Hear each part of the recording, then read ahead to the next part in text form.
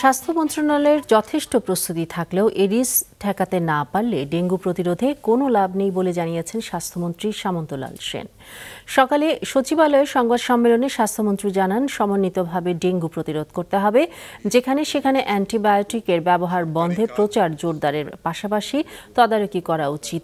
অবৈধ ক্লিনিক, হাসপাতালের বিরুদ্ধে অভিযান বন্ধ হয়নি, স্থগিত আছে জানিয়ে মন্ত্রী বলেন, মানুষের উপকারে আসবে না এমন কোনো প্রকল্প আর নেওয়া হবে না। মন্ত্রী জানান, বাংলাদেশে টিকা প্ল্যান্ট স্থাপনে যুক্তরাজ্য ও বিশ্ব স্বাস্থ্য সংস্থা কারিগরি সহযোগিতা করবে, অর্থায়ন করবে এশীয় উন্নয়ন ব্যাংক।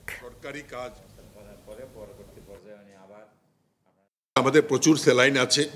আমাদের এখন চিকিৎসকরা একদম উপজেলা পর্যায়েও ডেঙ্গি রোগের চিকিৎসা সম্বন্ধে ওয়াকেবল, ডেঙ্গি আমাদের গাইডলাইনও আছে।